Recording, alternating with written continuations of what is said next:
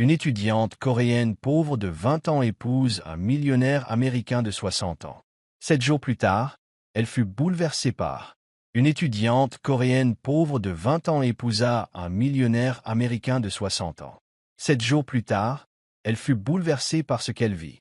La pluie crépitait doucement contre la fenêtre du minuscule restaurant de nouilles, niché dans une ruelle tranquille de Séoul. À l'intérieur, sous les lumières fluorescentes vacillantes, Yuri était penchée sur un bol de ramen instantané, le plat le moins cher du menu. Elle avait les mains froides, ses doigts tremblaient en soulevant les baguettes. Elle n'avait pas mangé depuis la veille au matin. Ses vêtements, bien que propres, étaient visiblement usés. Les boutons de son manteau étaient dépareillés. Une petite déchirure au bord de son sac avait été recousue avec du fil rose. Elle gardait la tête baissée, espérant que personne ne la remarquerait. Elle venait d'être expulsée de son dortoir pour ne pas avoir payé le loyer. Ses petits boulots, 3 au total, couvraient à peine ses livres et ses frais de subsistance de base. Sa mère luttait contre la maladie chez elle, à la campagne, et son jeune frère venait d'entrer au lycée. Elle était leur seul espoir. Elle avait 20 ans, était fatiguée et au bout du rouleau. Une ombre se profila au-dessus de sa table. Elle leva les yeux. Un homme grand, aux cheveux grisonnants et au visage calme, se tenait devant elle. Son manteau bien coupé était légèrement humide à cause de la pluie, et ses yeux, bleus, bienveillants mais insondables, rencontrèrent les siens sans hésitation. « Mademoiselle, dit-il en anglais, sa voix douce mais ferme. Puis-je m'asseoir » Yuri cligna des yeux, surprise. Elle hésita, puis hocha lentement la tête. L'homme prit place en face d'elle, croisant les mains sur la table. « Vous ne me connaissez pas, commença-t-il, mais je vous observe. » L'Accordi Yuri s'y tendit. Elle regarda autour d'elle. Le restaurant était presque vide. « Pas de manière dangereuse, ajouta-t-il rapidement. Je viens ici depuis des semaines. Je vous ai vu étudier, manger seul, parfois sauter des repas. J'ai interrogé le propriétaire à votre sujet. Il m'a dit que vous étiez étudiante à l'université, en soins infirmiers. » Elle le dévisagea, ne sachant si elle devait avoir peur ou être curieuse. « Je m'appelle William Carter, continua-t-elle. Je suis un investisseur américain. Je suis venu en Corée pour affaires, mais autre chose m'a amené ici. » Il plongea la main dans son manteau et en sortit une élégante pochette en cuir. À l'intérieur se trouvaient des documents, des relevés bancaires, des portefeuilles d'investissement, une carte de visite d'une firme internationale réputée. Yuri les parcourut d'un œil prudent. « Je sais que vous luttez, dit-il, et je sais que cela va paraître insensé, mais écoutez-moi. » Il prit une profonde inspiration. « Si vous acceptez de m'épouser, je paierai l'intégralité de vos études, je vous donnerai un logement, je couvrirai les frais médicaux de votre famille et je veillerai à ce que votre frère ait un avenir. » La bouche de Yuri s'entr'ouvrit légèrement, mais aucun mot ne sortit. « Je sais, dit-il doucement. On dirait une scène d'un film étrange. Mais je suis sérieux. »« Pourquoi » demanda-t-elle finalement, sa voix basse mais assurée. « Pourquoi moi ?» Il baissa les yeux un instant, puis croisa son regard. « Parce que je vois quelque chose en vous. Pas de la pitié, pas de la charité, mais de la force, de la détermination. Vous me rappelez quelqu'un que j'ai connu autrefois, quelqu'un que j'ai perdu. » Le silence entre eux s'étira, ténu. « Vous n'avez pas à m'aimer, dit-il. Vous n'avez même pas à faire semblant. Il ne s'agit pas de romance. C'est un contrat, un partenariat. Dans 7 jours, si vous décidez que c'est insupportable, vous serez libre de partir avec tout ce que je vous ai promis. » Les mains de Yuri agrippèrent fermement ses baguettes. Son cœur battait la chamade. Était-ce un test? Un piège? Une bouée de sauvetage? Elle pensa à sa mère crachant du sang dans des serviettes. Au sac à dos déchiré de son frère. À la lettre qu'elle avait reçue ce matin-là lui annonçant que sa bourse avait été refusée. Elle s'était battue si longtemps, seule, sans aide, sans repos. Maintenant, une porte s'était ouverte. Une porte étrange, incertaine, mais une porte néanmoins. Elle regarda à nouveau William. Son expression était calme, sincère. Il n'y avait aucune convoitise dans ses yeux, aucun sourire caché. Juste un homme offrant une issue, à un certain prix. Judy se leva. La chaise racla le sol. Elle inclina la tête un instant, puis croisa son regard. « Je le ferai, dit-elle. » William hocha la tête une fois.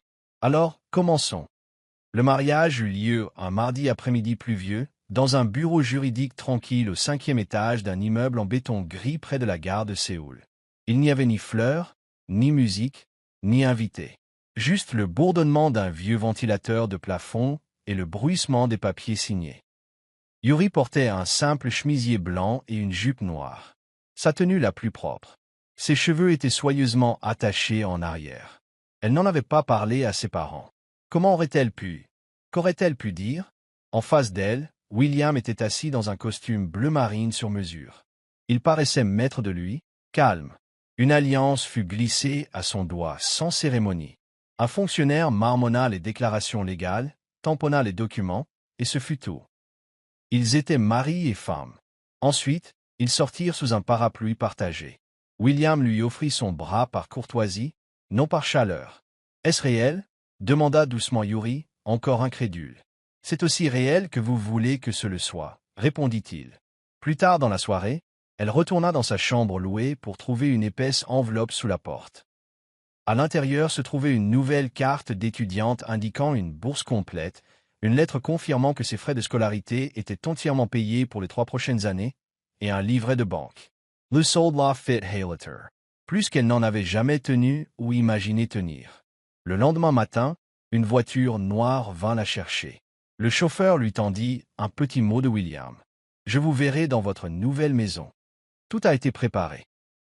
Elle fut conduite hors de Séoul, à travers les banlieues, puis plus profondément dans la campagne. Après près de 2 heures, ils s'engagèrent dans une allée sinueuse bordée de grands arbres.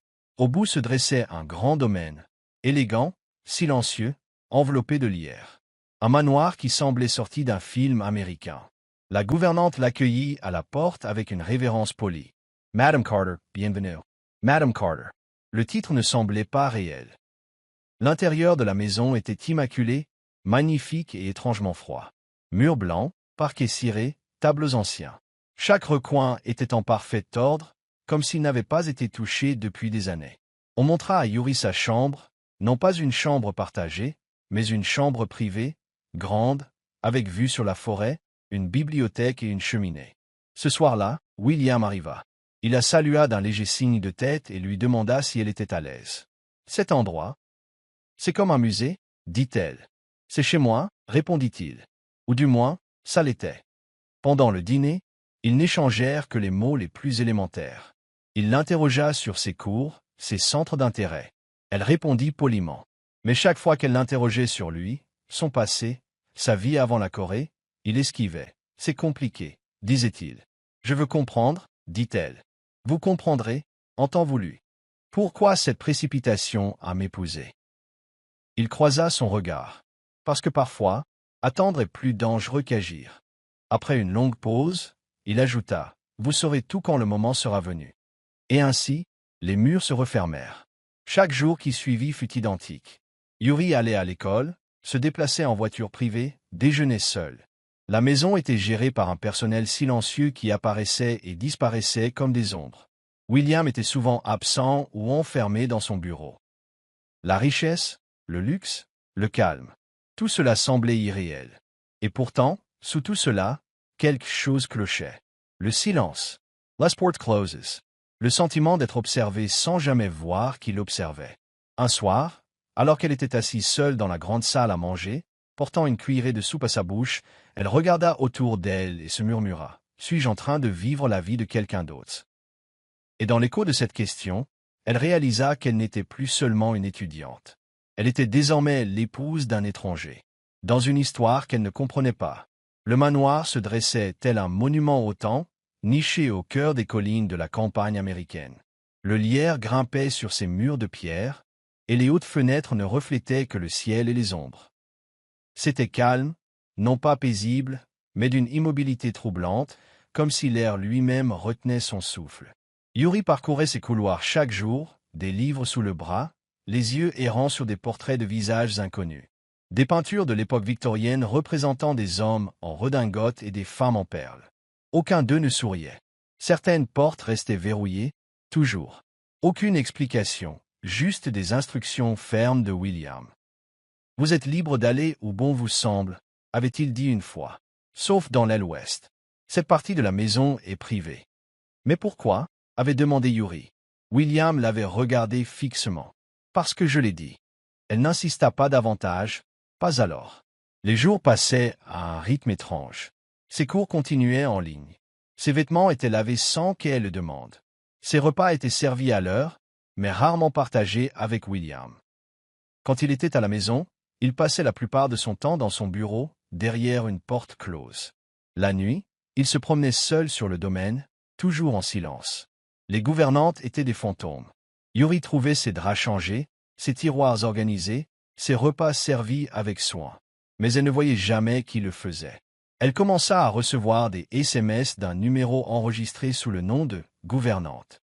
Des messages brefs et efficaces. Le déjeuner est dans la salle à manger. Le linge a été plié.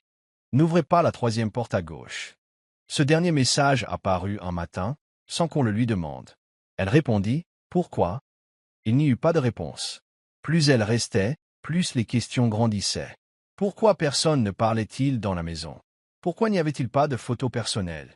Pourquoi William ne dormait-il jamais 2 fois dans la même chambre? Une nuit, incapable de dormir, Yuri erra dans le couloir avec une lampe de poche. La maison craquait doucement sous ses pas.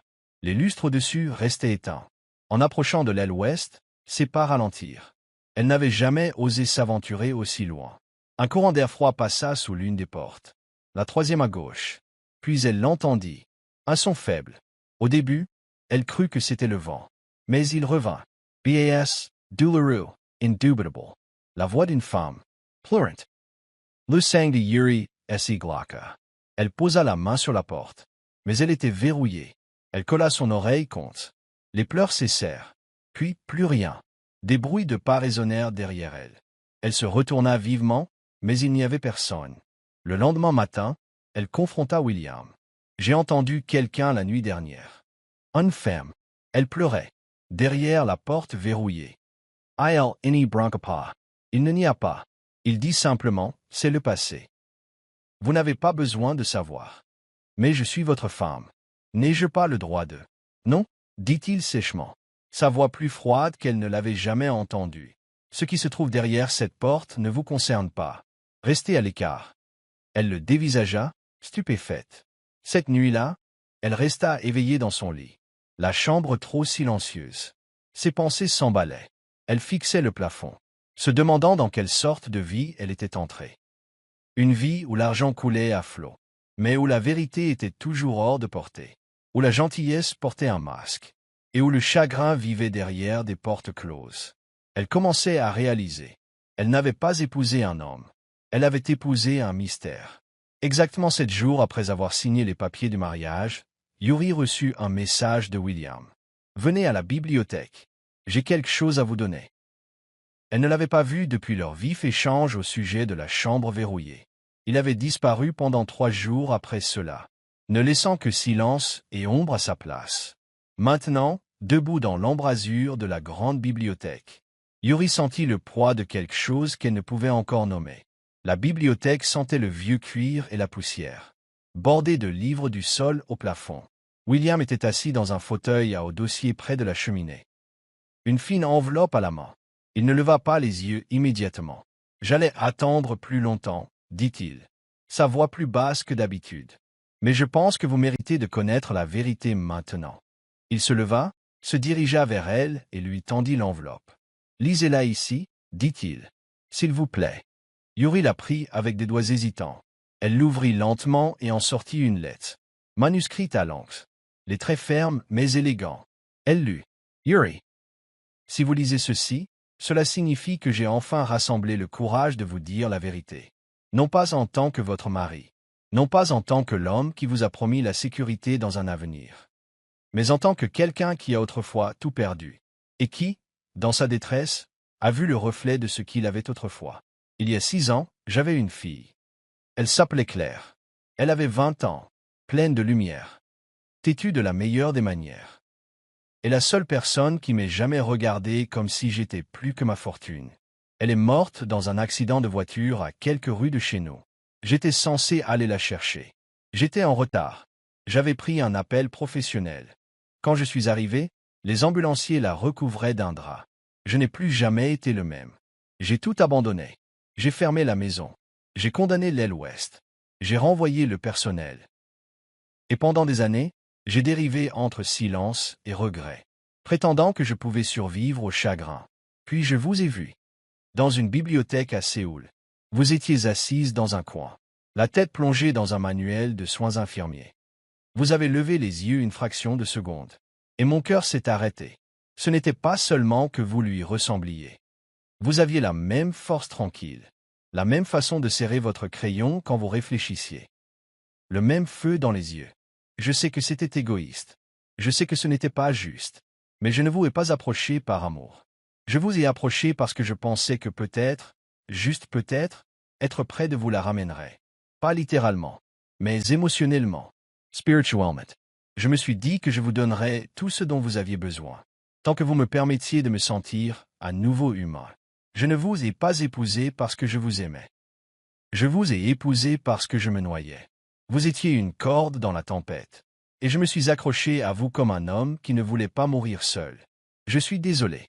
Les mains de Yuri tremblaient en baissant la lettre. William se tenait maintenant près de la fenêtre, le dos tourné vers elle. Vous me la rappelez, dit-il, à peine audible. Chaque jour. Et je sais à quel point c'est mal. Je n'ai jamais eu l'intention de la remplacer. Mais je ne pouvais plus vivre dans ce silence. Yuri s'avança, incertaine de ce qu'elle ressentait. Chagrin, confusion, trahison. Vous auriez dû me le dire, dit-elle. Je sais. Vous m'avez utilisé. Oui, mais pas de la manière que vous pensez. Je ne vous ai jamais touché. Je n'ai jamais franchi de limite.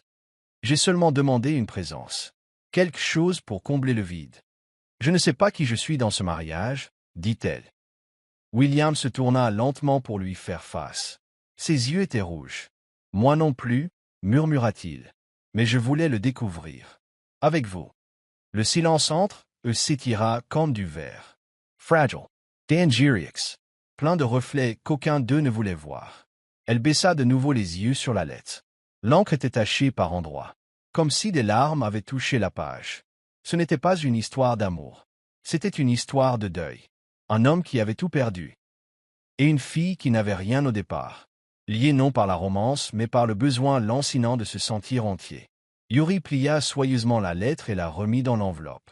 Puis elle sortit de la bibliothèque, sans un autre mot. Elle avait besoin de temps. De temps pour décider si elle était le remplacement de quelqu'un ou quelque chose de plus. Yuri passa les jours suivants en silence. Elle ne fit pas ses valises. Elle ne parla pas à William. Mais elle ne partit pas non plus. La vérité pesait lourdement dans sa poitrine, comme une pierre qui refusait de couler ou de flotter. Elle errait dans les couloirs du manoir, non plus impressionnée par sa grandeur, mais à la recherche de réponses. D'un but, de quelque chose au-delà d'une transaction. Un après-midi, en passant par le couloir, elle remarqua une porte légèrement entr'ouverte. C'était l'une des pièces verrouillées, une dont William n'avait jamais parlé. Sa main plana sur le board, incertaine. Puis doucement, elle entra. C'était une chambre à coucher. Papier peint lavande douce. Un bureau près de la fenêtre. Un lit soigneusement fait avec un lapin en peluche usé niché sur l'oreiller. Des livres garnissaient les étagères.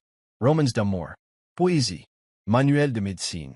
Un manuel de soins infirmiers était ouvert sur le bureau, marqué d'un surligneur rose. Elle sut immédiatement. Claire. La poitrine de Yuri se serra. Sur la coiffeuse se trouvait un journal intime. Sa couverture délavée par le temps et l'usage. Avec des doigts tremblants, elle l'ouvrit. Les entrées étaient des listes ordinaires de choses à faire. Des notes de cours. Des rêves pour l'avenir. 2 mars. Si je réussis cet examen, papa a promis que je pourrais observer l'équipe de l'hôpital cet été. 9 mars. Je pense que papa est seul même quand il sourit. J'espère qu'il sait que je le vois. Yuri tournait lentement les pages. Lisait sur une jeune femme qui avait autrefois vécu dans cette maison même. Quelqu'un de brillant, determined, pleine de vie. Elle s'arrêta sur une photo glissée entre les pages. C'était Claire, debout à côté de William, à ce qui ressemblait à une foire scientifique. Ils riaient, les bras l'un autour de l'autre. Claire avait la taille de Yuri, ses cheveux noirs, son sourire. Mais les yeux étaient différents. Les yeux de Claire contenaient de la joie. Ceux de Yuri avaient toujours contenu une sorte de combat silencieux. Et pour la première fois, Yuri vit non seulement la perte que William portait, L'amour. Cet amour désespéré, agrippant, qui ne savait où aller après la disparition de la personne à qui il appartenait. Cette nuit-là, elle frappa à la porte du bureau de William. Il l'ouvrit lentement, surpris de la voir. « Je suis allé dans la chambre de Claire, dit-elle doucement. J'ai lu son journal. » Il ne dit rien. « J'allais partir, continua-t-elle. Je pensais que c'était peut-être la bonne chose à faire. Partir avant que cela ne devienne encore plus déroutant. » Il hocha la tête une fois, les yeux baissés. Mais ensuite j'ai réalisé. Vous n'êtes pas le seul à avoir été seul. William leva les yeux. Vous avez porté le deuil. J'ai porté la culpabilité. De ne pas être assez pour ma famille. Pour moi-même. Pour la vie que j'ai essayé de construire. Je pensais que je n'avais rien. Mais peut-être sommes-nous juste tous les deux des gens qui essaient de respirer à nouveau. Il s'assit, comme si ces mots lui avaient enlevé le poids des genoux. Je n'ai jamais attendu le pardon, dit-il doucement. Pas de vous. De personne. Il ne s'agit pas de pardon. Dit-elle. Il s'agit de choisir quoi faire ensuite. À partir de ce jour, quelque chose changea. Ils recommencèrent à partager leur dîner. Non pas en silence, mais en conversant. William racontait des histoires de l'enfance de Claire. Comment elle avait l'habitude de danser dans le salon. Comment elle laissait des pense-bêtes sur la porte de son bureau avec des blagues et des dessins. Yuri partageait ses rêves. Comment elle avait toujours voulu construire une clinique pour mères célibataires dans la Corée rurale. Comment elle dessinait des plans d'étage dans ses cahiers d'école. Il écoutait. Elle écoutait. Ils jouaient du piano ensemble les soirs tranquilles. Se promenaient dans le jardin au crépuscule. William lui apprit à faire des omelettes. Elle lui apprit à cuisiner des ramen instantanés. Lentement, l'atmosphère entre eux se réchauffa. Pas romantique au début, mais profondément humaine. Il lui donnait de l'espace. Elle lui donnait sa confiance. Un matin, elle trouva un mot sur la table du petit déjeuner. « Vous n'êtes pas clair. Et c'est exactement pourquoi je suis reconnaissant. » Elle le garda dans sa poche pendant des jours. En apprenant les histoires de l'autre, ils cessèrent d'être des fantômes l'un pour l'autre. Le manoir, autrefois résonnant d'absence, recommença à respirer. Avec de la musique, avec du mouvement, avec du sens. Le contrat n'était plus un contrat. C'était un commencement. Et en aidant William à guérir, Yuri trouva son propre chemin vers quelque chose qu'elle pensait avoir perdu. Son estime de soi. Son but. Sa compassion. Non seulement pour les autres, mais pour elle-même. Elle n'avait pas été sauvée par l'argent. Elle avait été sauvée par le courage de rester. Les années passèrent doucement, comme une marée qui se retire enfin après une longue tempête. Yuri obtint son diplôme avec mention. Son diplôme d'infirmière, symbole de persévérance plus que de prestige. Mais au lieu de rejoindre un hôpital ou d'accepter les offres d'emploi bien rémunérées qu'elle recevait, elle choisit une voie différente. Avec les encouragements de William et son soutien financier discret, elle ouvrit un petit centre d'apprentissage en périphérie de la ville, dédié aux enfants de familles immigrées qui étaient passés entre les mailles du système. Ce n'était pas une clinique. Pas encore. Mais c'était un commencement. Un espace sûr. Avec des livres, des crayons de couleur, des cours de langue et une éducation sanitaire de base. Elle l'appela le coin de Claire. William aida à peindre les murs. Il lisait des livres en anglais aux enfants avec un accent maladroit mais attachant. Il arrosait les plantes près des fenêtres et apportait des goûters les jours de pluie. Les enfants l'adoraient, surtout quand il les laissait l'appeler Papy Will. Pour la première fois depuis des années, il riait librement. Pas le petit rire poli qu'elle avait connu au début, mais un vrai rire du ventre. Le genre qui plissait ses yeux et détendait ses épaules. C'était un son que Yuri en vint à aimer plus qu'elle ne s'y attendait. Il voyageait pendant les vacances scolaires.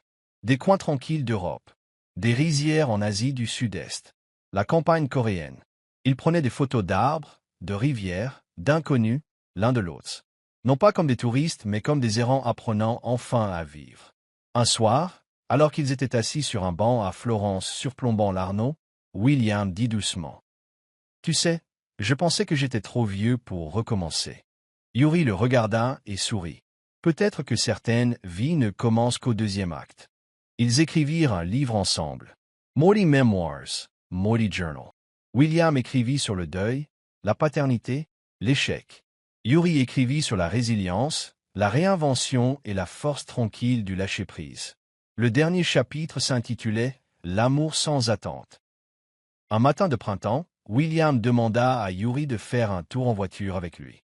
Ils ne parlèrent pas beaucoup pendant qu'ils naviguaient à travers les collines et les villes tranquilles.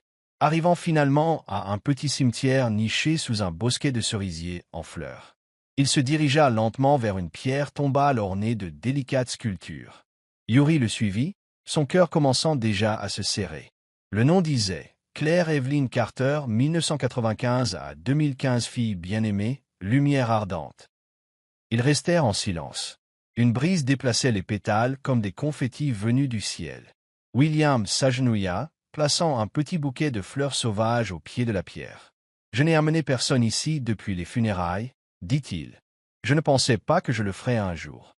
Yuri regarda ses épaules trembler alors qu'il tendait la main pour brosser la terre de l'inscription. « J'ai passé tant d'années à me demander pourquoi, dit-il, la voix basse. Pourquoi elle? Pourquoi moi? Pourquoi alors? Et la vérité, c'est qu'il n'y a pas de bonne réponse. » Elle s'agenouilla à côté de lui et posa sa main sur la sienne. Il se tourna vers elle, les larmes aux yeux. « Merci, murmura-t-il, de m'avoir aidé à me pardonner, de l'avoir ramenée de la seule manière dont elle pouvait revenir, par l'amour, par la mémoire. » Yuri appuya sa tête contre son épaule. Ils restèrent ainsi longtemps, juste deux âmes.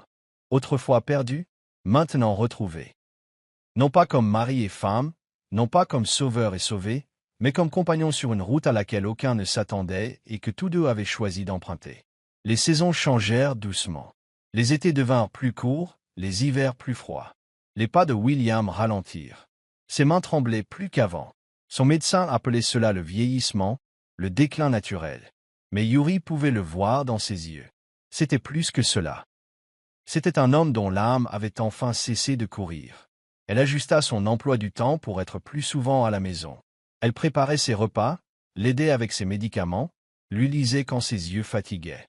Il s'asseyait près de la cheminée la plupart des soirs, sirotant du thé en silence ou riant de vieilles photographies.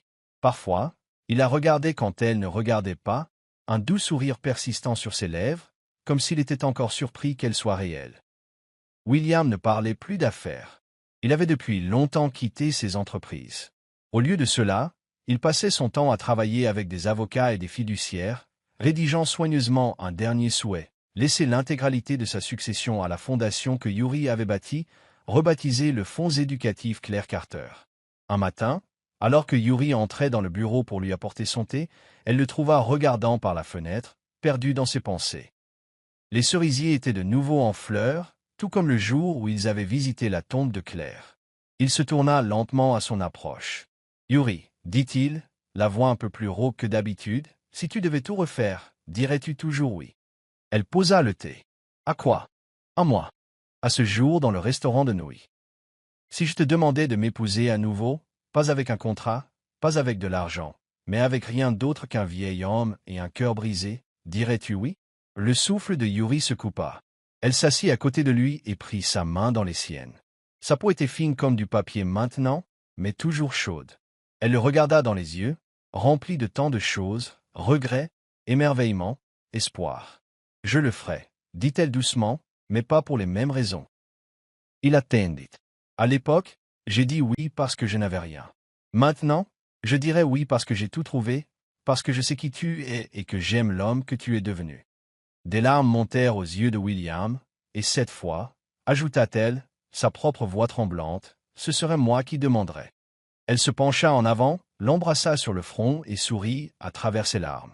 Plus de contrats, plus de rôles à jouer, juste nous. Il ne parla pas. Il ferma simplement les yeux et serra sa main, comme si ce seul geste disait tout ce que les mots ne pourraient jamais dire. Et dans cette pièce silencieuse remplie de livres, de temps et de secondes chances, l'amour s'épanouit, non pas du désir, non pas du besoin, mais de quelque chose de bien plus profond, la reconnaissance. Deux vies qui s'étaient heurtées dans le chaos, maintenant tissées en quelque chose d'entier, de réel. Le jour où William décéda fut un jour tranquille. Il avait passé les derniers mois à entrer et sortir du lit, s'éteignant lentement, mais Yuri n'avait jamais quitté son chevet. Il mourut paisiblement dans son sommeil, un doux sourire aux lèvres. Dans sa main, il tenait la photographie de leur petite famille, Yuri, lui-même et Claire, sa fille. Il avait enfin trouvé la paix. Yuri, épuisée par les soins constants et les longs mois d'inquiétude, resta assise à ses côtés en silence pendant longtemps après que l'inévitable fut arrivé. Elle traça les lignes de sa main, maintenant immobile, et embrassa son front une dernière fois. Elle pouvait sentir le poids à la fois de la tristesse et de la gratitude, un étrange mélange d'émotions que seuls ceux qui ont aimé et perdu pouvaient vraiment comprendre. Les funérailles furent simples, sans cérémonie extravagante, sans étalages élaborés. William avait toujours préféré la simplicité, même dans la mort. Elle organisa un petit mémorial au domaine familial, n'invitant qu'une poignée d'amis proches et quelques étudiants du coin de Claire, les enfants qui en étaient venus à représenter sa seconde chance dans la vie, l'héritage qu'il avait laissé derrière lui. Yuri se tenait à l'avant de la pièce, les mains jointes, les yeux légèrement rougis par les pleurs. Elle n'avait pas préparé de grands discours, mais elle n'en avait pas besoin. L'homme que vous voyez sur la photo ici, commença-t-elle, la voix assurée, était autrefois un homme qui ne pouvait pas aimer, qui enterrait son cœur dans son travail et son chagrin.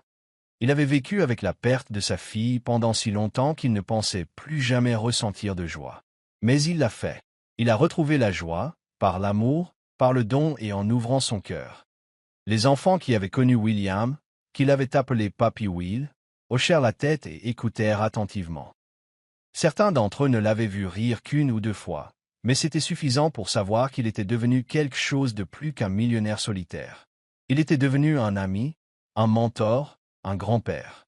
La voix de Yuri se brisa alors qu'elle continuait, ses yeux se posant sur la photographie de William, maintenant encadrée à côté des bougies. William m'a appris que l'amour n'est pas toujours quelque chose qui arrive en un instant. Parfois c'est quelque chose qui grandit. Lentement, prudemment, avec patience. Je ne l'ai pas épousé parce que je cherchais l'amour. Je l'ai épousé parce que je pensais qu'il avait besoin d'être sauvé. Mais à la fin, c'est lui qui m'a sauvé. La pièce était silencieuse. Les enfants, dont beaucoup étaient des immigrés, dont beaucoup n'avaient pas de foyer stable, écoutaient ces paroles comme s'ils apprenaient quelque chose d'essentiel. Yuri les regarda, un doux sourire se dessinant sur son visage. Maintenant, il est parti. Mais son héritage n'est pas dans l'argent qu'il a laissé derrière lui, il est dans les vies qu'il a changées, les cœurs qu'il a ouverts. J'ai promis de continuer le travail auquel il croyait. Ce jour-là, Yuri n'enterra pas seulement un homme. Elle enterra un chapitre de sa propre vie. Un chapitre où elle avait traversé l'obscurité, cherchant une issue, et avait fini par trouver la lumière dans un endroit des plus inattendus. L'héritage de William vivrait à travers les enfants, à travers l'organisation qu'elle avait bâtie au nom de sa fille, à travers l'amour qu'il avait déversé sur ceux qui en avaient le plus besoin. Alors que le mémorial se terminait, Yuri sortit dans le jardin, une douce brise lui caressant le visage. Elle se tint au bord de la propriété, là où les fleurs sauvages commençaient à éclore. Elle se sentait en paix. Avec le temps, elle laisserait partir le chagrin, tout comme William l'avait fait. Elle continuerait le travail qu'elle avait commencé, le coin de Claire étant désormais rebaptisé la Fondation Carter pour l'éducation, en l'honneur de William. Des années plus tard, elle penserait encore souvent à lui, surtout lorsqu'elle se tenait devant une classe d'enfants, ou lorsqu'elle regardait l'héritage qu'ils avaient construit ensemble. Un jour, debout devant ses élèves, Yuri dit, « Parfois, un mariage ne commence pas par l'amour. Parfois, il commence par autre chose, quelque chose de compliqué, de douloureux. Mais à la fin, il peut se transformer en la plus belle des histoires d'amour. » Les enfants hochèrent la tête, comprenant la profondeur de ces paroles, car eux aussi vivaient leur propre voyage de survie, d'amour et de recherche de leur place dans le monde. Et Yuri, debout là devant eux, sentit une paix tranquille dans son cœur. Elle avait trouvé l'amour là où elle s'y attendait le moins, et maintenant elle transmettait cet amour, une vie à la fois. Sa propre histoire, autrefois remplie d'incertitudes, s'était transformée en quelque chose d'entier, une histoire de guérison, de dons et de l'amour qui était né des endroits les plus inattendus. Merci de nous avoir rejoints dans ce voyage profondément émouvant, une histoire non pas de début de conte de fées, mais de guérison, de rédemption et d'amour, qui s'est tranquillement épanouie dans l'ombre du chagrin. L'histoire de Yuri et William nous rappelle que parfois l'amour ne frappe pas bruyamment à la porte. Parfois, il murmure. Il attend. Il grandit là où nous nous y attendons le moins, entre chagrin et espoir, entre donner et être vu. Si cette histoire a touché votre cœur, n'oubliez pas de vous abonner à Histoire qui touche l'âme, ou où nous vous apportons des récits vrais et inoubliables de résilience, de compassion et du genre d'amour qui change des vies pour toujours. Jusqu'à la prochaine fois, restez bienveillants, restez ouverts, et souvenez-vous, même les histoires les plus inattendues peuvent devenir les plus belles.